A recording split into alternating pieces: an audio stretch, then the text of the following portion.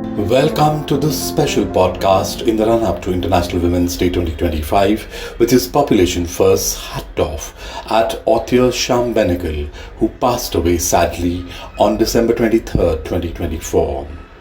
Benegal's cinema offers a progressive portrayal of gender, highlighting strong, independent women who challenge societal norms. Films like Ankur, Bhumika, and Mandi depict female protagonists navigating patriarchy with resilience and agency. By addressing issues of autonomy, sexuality, and empowerment, Benegal's body of work has helped reshape gender narratives in Indian cinema with depth and realism by holding a mirror to society. Since 2005, Population First's Ladli initiative has been challenging gender biases that devalue women and limit their opportunities. This podcast is yet another step in that direction. We are joined by three distinguished experts. Nandini Ramnath is a well-known film critic and journalist who works with the news portal Scroll. Maithili Rao is a film critic, writer, journalist and former English lecturer. Nandita Puri, our third expert, is an author, journalist, TEDx speaker and the wife of Om Puri. She heads and runs a foundation in the name of the late thespian. Join us as we dive into these insights on cinema, gender, and Benegal and explore how the filmmaker's work has contributed towards a more inclusive future. Benegal seemed to put in a lot of thought into shaping his female characters because each one is strong and multidimensional in their own way. So, what do you have? What is your take on that? Maitri, you first. Thank you. I think it's a delight to speak on Benegal, and you can speak for hours. Actually, each film I think requires somebody said a PhD thesis because it's so multi-layered, and then and he's so non-judgmental when he's portraying complex women, and I think he uses. Women as the focus, the filter, and also a wider metaphor for oppression, general patriarchal oppression, but he never reduces them to a symbolic kind of a figure. They're all individuals, strong individuals with their weaknesses, with their strengths, with their flaws. I mean, just take the first film, Ankur. It's not like it's like an affair between the landlord and a Dalit woman who comes to work in the house. And though the social and caste division is there, it's almost like a relationship between equals.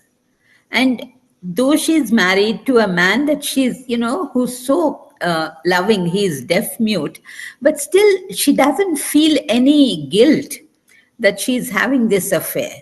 It's only later when she's pregnant and the film builds up to the climax and the coward that Anant Nag character plays, he starts beating up that poor deaf mute husband almost to the inch of his life. And then she realizes that this kind of an oppression that is there, and then she curses him. It's like, that her whole evolution from willingness to be his sexual partner and then get some monetary benefit out of it, and then realizing that basically he's the oppressor and it has never been a relationship between equals. And so that graph is totally non-judgmental. And then she's like, at times she's preening with she's presented so beautifully against that rich greenery of that fields, and she's in a bright yellow and red sari. So Benegal's visuals are always, you take them that they'll be very good looking.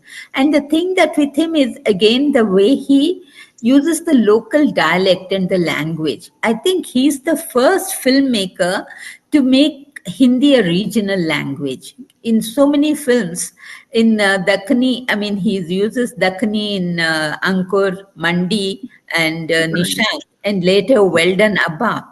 and it's such a Right. delightful thing. And then Right. when he goes to Manthan, it's the Gujarati inflected Right. dialect that he uses, and in You're Junoon, absolutely right, Mailidi.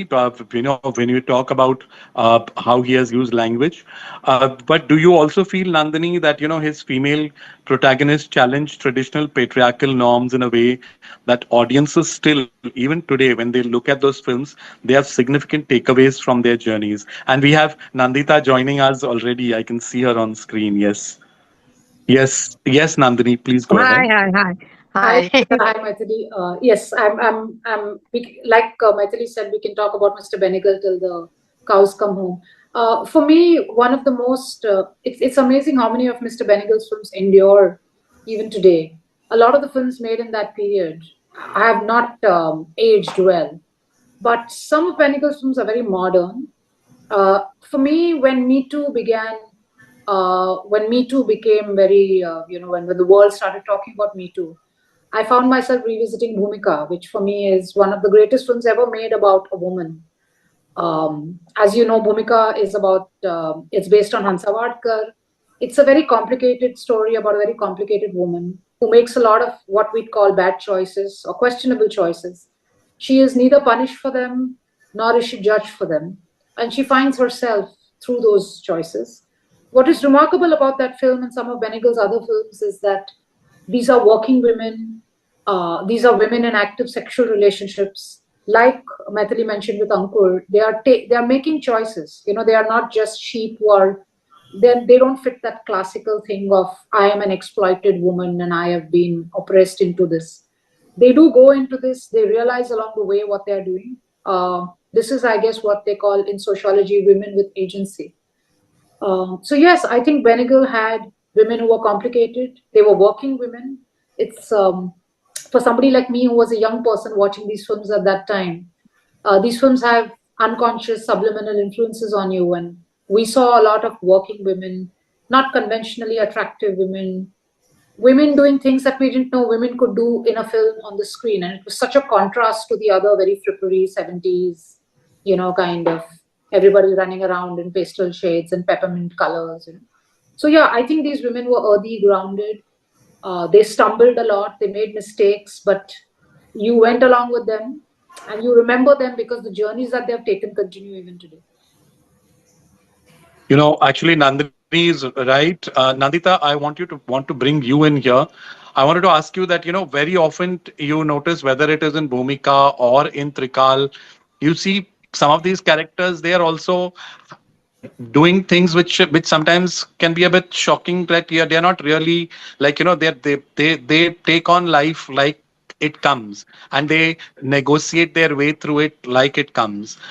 And very often the narrative allows them a free hand without getting judgmental in any way about it. So Nandita, you want to talk about that a bit, about how he ensured that his women characters were never written or portrayed in a judgmental way.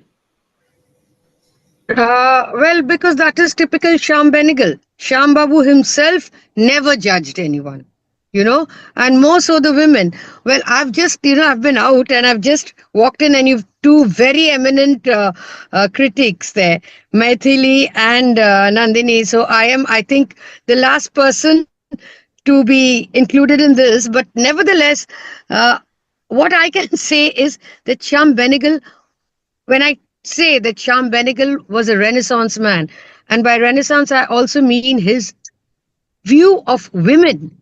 It was not a patriarchal view from any angle, and it was like a Vanity Fair kind of thing where he had an all-rounded, the good, the bad, everything, and that was what was important in most of the women characters in his films, because they were well rounded. They never, as Nandini said, they were not the typical peppermint pale shades wearing.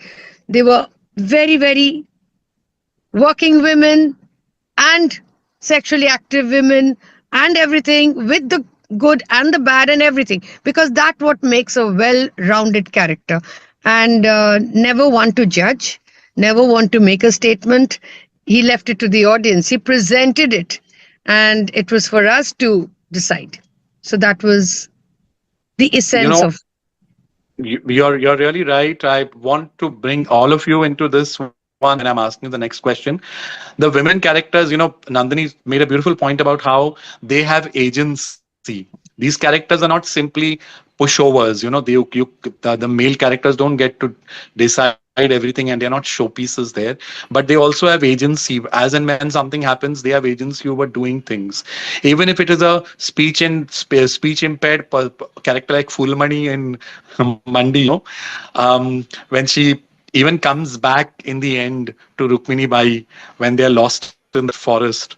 So in the wilderness there, she comes back to her in that almost magical realism kind of moment there that's happening.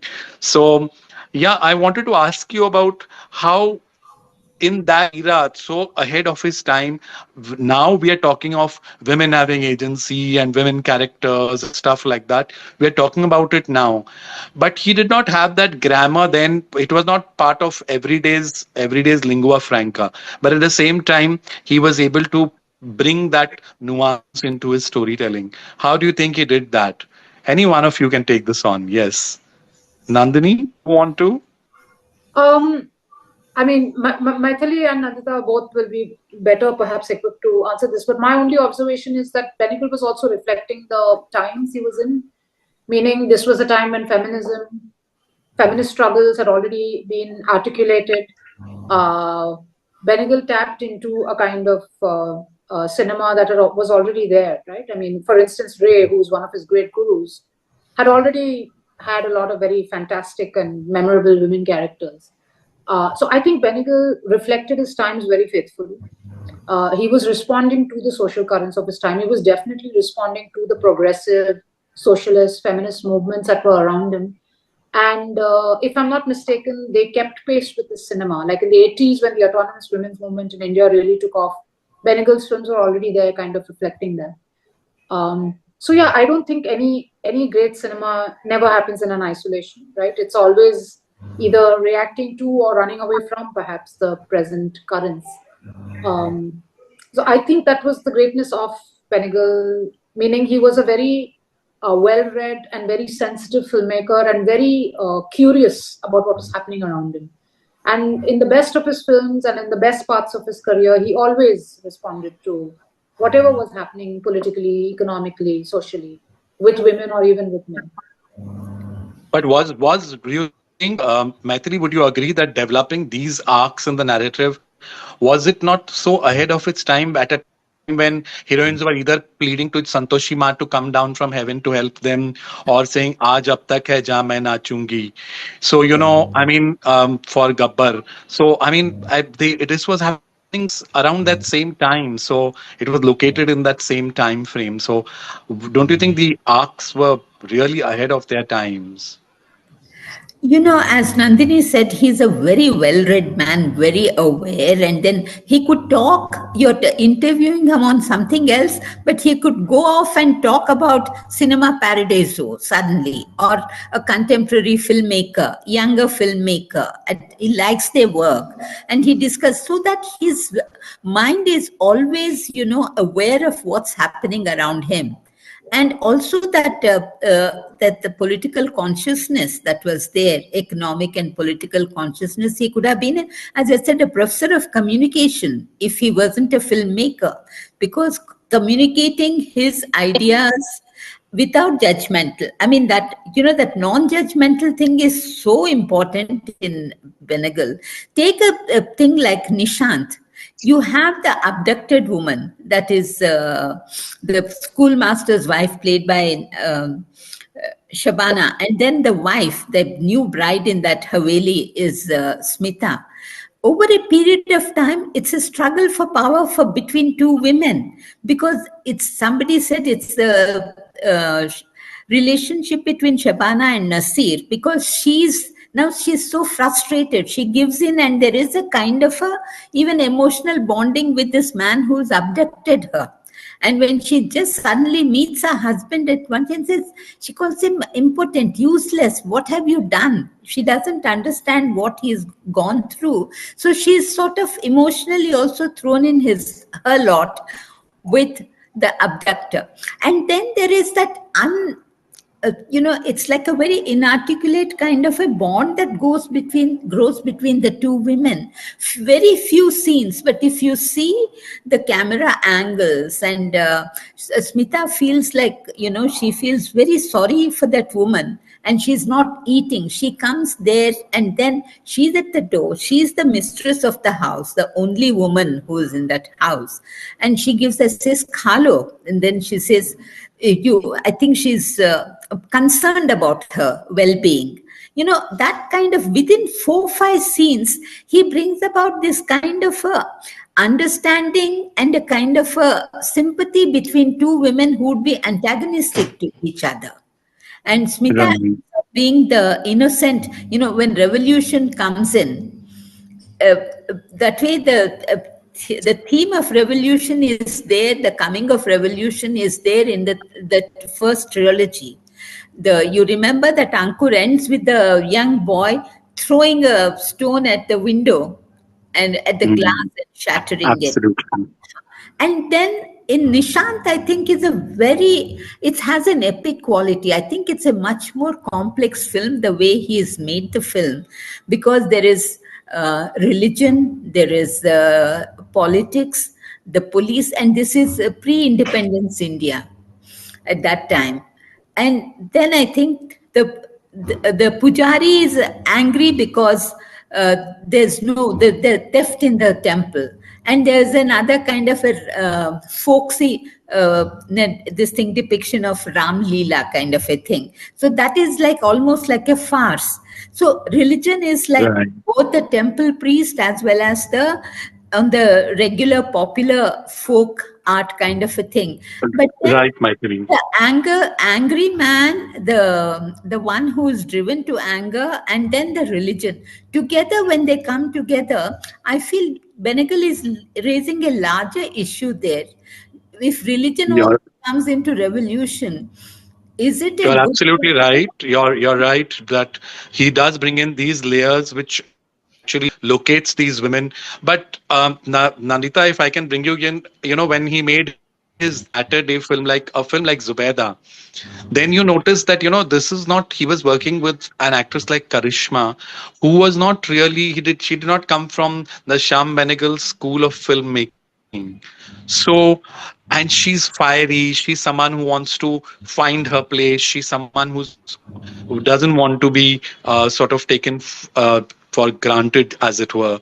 So how do you think that character came into being, when and in terms of its grammar, the film is completely different from what we see before that, right? Yes, So, Nandita. first thing I would like to say is I don't believe in the Shyam Benegal type of actor. Okay, because this whole thing about the parallel cinema and mainstream, it really doesn't. It is either a good film or a bad film. And okay, it could be a film which has a niche audience, a limited audience, so you relegate them to art house cinemas. They obviously don't get into the big commercial scene. So similarly, an actress, okay, there were people like actors like Shabana's. Okay, if you're talking of the women actors, Shabana, Smita, and whole lot of them, they were, Smita was not trained, but she was a genius at whatever point. She was like one of those prodigies, but Shabana is a trained actress, so they obviously will shift, like Om or Nasir. They're trained actors, so they will shift towards directors who are working with scripts. Remember those times, the entire industry worked without a bound script. All the commercial, the script was just written, as the stars entered at their whims and fancies. So people who were meticulous, like Satyajit Ray, who had a storyboard, Shyam Benegal, Govind Nihalani, Mrinal Sen. So they get towards them because they were trained, and they were trained to act. Whereas when we look at, when it's a Shyam Benegal, he, I'm sure, did not differentiate between a commercial or an art or whatever, a Benegal actress or a non-Benegal. It was the character suited for that particular role in Zubaida. Probably when he was doing Hari Bhari, you needed a Nandita Das. But for a Zubeda, you probably wouldn't have, if you look at the look of it, you needed somebody like Karishma. And the fact that I'm sure she's a very good actor, but the thing is, when she's doing a commercial film, she has to follow what the captain of her ship is saying then to whatever, a much more popular genre of film. Whereas when you're doing a very sensitive, serious, a kind of a biographical film and helmed by a captain like Shyam Benegal, so obviously your outcome has to be different because the captain wants a different uh, feedback from you and a different outpouring from you. So therefore, I think, and you see the different how they've progressed, and it's beautiful. And you've seen Sajanpur also, and much later how things. So it's I don't think it's any particular we can slot them, but it is the sensitivity of a Benegal. Also, the fact, the other question when you asked about the agenda bit.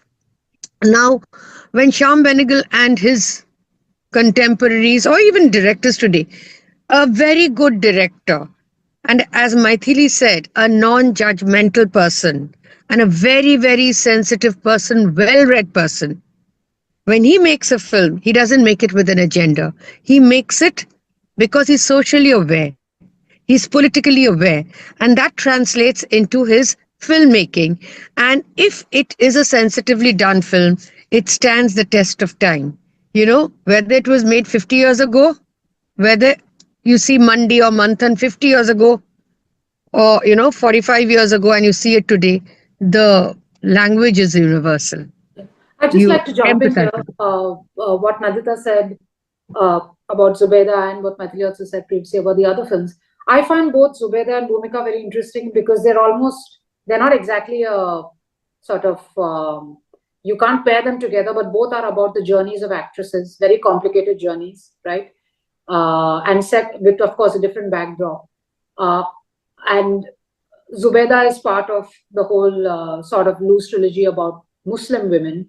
I think Benegal's later career is also, it's proof of how flexible he was as a filmmaker, meaning he could change form a bit, he could act with different sets of actors, he could move on beyond his NSD, FTI gang, he could do things with other actors because he was curious about other things. That was, going beyond all the issues that he was known for. And I find the later phase very fascinating, especially the 3 films that Khalid Mohammed wrote for him, Mammo, Zubeda, and Sardari Begum. Because 2 of these 3 films are about performing women in public, and how they negotiate their place in culture and their place in very sort of patriarchal worlds. And Mammo is a very cheeky film. At one level, it's a tragedy, excuse me. But at another level, it's a great film about individual resistance against governments, borders. Who are you to tell me where I belong? And given what's happening in the country today, it's a very resonant film. But I find some of, like when you mentioned Zubeda Yogesh, I just find that for me, that film is an example of how Benegal could and did reinvent himself in later years. Suraj Ka Satwa Ghoda, for instance, it has a male narrator, but it's really about how this man looks at women. It's completely different from anything he has made before or after.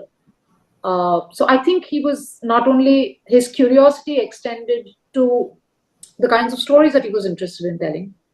And I think he found interesting ways to tell, to explore what may be dry or boring, even for some people's subjects. He just found very interesting ways to explore them by experimenting with different actors, music in his films, comedy, and so on.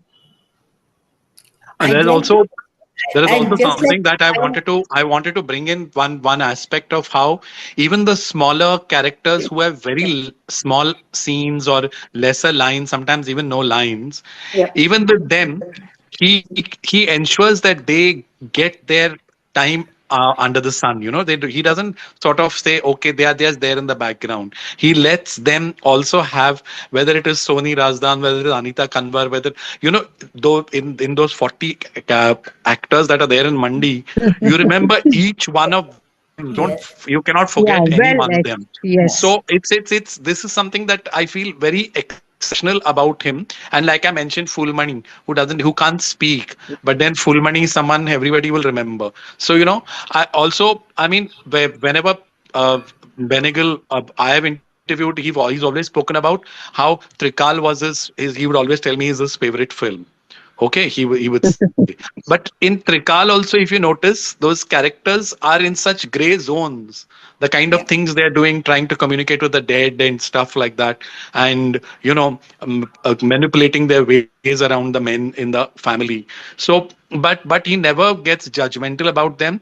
In fact, he gives each one of them their own dignity. So yeah, I mean, I would like one of you to take this on, Maithili. Yes, you were saying something. Yeah, no, no. I just wanted to talk about his newer ways, newer forms of narration that he came to later. So, he was evolving all the time because when she talked about Suraj Ka Satwa Ghoda, it's a Dharamveer Bharti story. And it's also a play on actual narration, the Yes. art of narration, because he tells the story and then all the friends immediately give their reactions. One is a Marxist reaction, one is a sentimental reaction, about and then he's also exploring the kind of hold that the Devdas character has in on Indian cinema and on in literature. So he's questioning that, and two films of his that where he's gone into a different form of telling a story, which is also critical of, examines the art of telling a story, is the other one called Summer, which I find is a brilliant film. There's a film within film there, and the film crew goes to actually make a documentary. Then he makes one of the actresses goes, they said, acha, Madhuri Dixit aayegi idhar. He makes fun of their expectations of, he's so comfortable with his own way of telling stories that he's not competing with the mainstream. He takes that this is not that star, that Bollywood that these people are expecting. So there is the whole critique. It's also when a filmmaker makes a film about narrating a story or making a film, there is so much of self-reflection in that, and that I find is very interesting because it just shows the filmmaker's own growth and evolving of his craft and art. So coming back Yes. to this, your characters. Oh, Mandi is such a rambunctious film. You remember each scene. You remember this Soni Razdan, her character. She's always posing that way, seductively again, and then the photographer running in and out of the house. And I mean, such a huge cast of characters, and you remember not just the women, all the men also there. And then, of course, he is making the very blatant kind of a thing that sex thrives, the sex trade thrives where there is a place of worship. So it goes against it, it goes along with it. It's like a very satire. Mandi is the marketplace. So with religion is in the marketplace and the sex trade goes along with it. I When just they want to, I want to And point it associate is out something about Mandi, that there was Mandi, a yes. line in Gangubai Kathiawadi, which is Yeah. very clearly indebted to Mandi, and there are times when Alia Bhatt very clearly reminds you of Rukmani by Shabana Azmi's character from Mandi. And there's a scene in Gangubai Kathiawadi where she says, if you want to stop sex work, tell your husbands to lock themselves up. And that line and that scene is entirely taken from Mandi. Yeah. So no, Mandi did actually, it it is. first. Yeah. In fact, there is a Sufi number that plays out Yes. as a qawwali, which is "Har mein har ko dekha." So when he says "Har mein har ko dekha," it can mean the wordplay can mean that you see something in everything. Like I mean, it can mean that also, and har can mean hari also. So I mean, it's beautiful the way actually when they reconstruct that shrine and it is being inaugurated, that scene happening in Mandi is what I'm talking about. In the end, I mean, as we are running out of time, like Maithili said in the beginning, we could do a whole PhD and still have so much left to say when we're talking about Shyam Benegal. In the end, I would like all the three of you to speak a little about what do you think is his enduring legacy of the way he portrayed women in his films. What would you say is that one factor that comes to mind when we are speaking today on this podcast? I would say sensitivity, and sensitivity coupled with realism and non-judgmental. I think the most important is sensitivity. That is what Shyam Benegal was, and what Shyam as a person and as a filmmaker, and that drifted, and more so with the women. Okay. Maitri? Yes, Maitri. For me, it is allowing people their complexity. He doesn't reduce any character to, a stick figure. Like, she's representing this quality or she's representing this element. So even all the characters, but women being allowed their right to sexuality, and that exploration of their self, of their longing, their desire, is something radical that he brought out in Indian cinema. So it was easy for later filmmakers to use that as a springboard. So I think that complexity and that non-judgmental attitude and giving agency to his characters and then shaping them with all their flaws, and not making them like this perfect idealized figure. There's no idealized figure, except maybe I thought that he uses the way when, just in one more word about actors, Nandita brought about. Kalyug, I thought, is one of the best films that Shashi Kapoor has made. And it's the retelling of Karna's tragedy, There again, he has his takas. He has Rekha, who plays like a Draupadi kind of a thing. And then there is Shyam Benegal playing Shashi Kapoor playing I can never forget the overhead shot of Shashi Kapoor curled up in a fetal position. I think when he's like really shattered with the truth of his birth. So he doesn't, as a director, he treats his actors as, perfect vehicles to convey the characters that he wants to portray. So there is Absolutely. he can get a Rekha to act, he can get a Shashi Kapoor to shed his regular mannerisms and portray the character that he sees and he visualizes. Yes, Nandini, you want to Yeah, come in and I just want to. I'm not saying anything new here. Exactly like they said, complex, messed up women and very real flesh and blood women. You saw yourself in them. The only last point I want to make is that because he also crafted such excellent men, like the male characters were so good. These women were also just in in isolation. They were reacting to, complemented by, sometimes undermined by the men around them. So both men or women, they both were flesh and blood people that we felt we need. We could talk about this subject all day, but we've totally run out of time.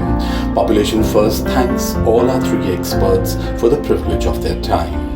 As for those of you watching this online, we want to thank you too, and also request you to leave your comments, feedback or suggestions and become fellow travelers on this path of gender equality.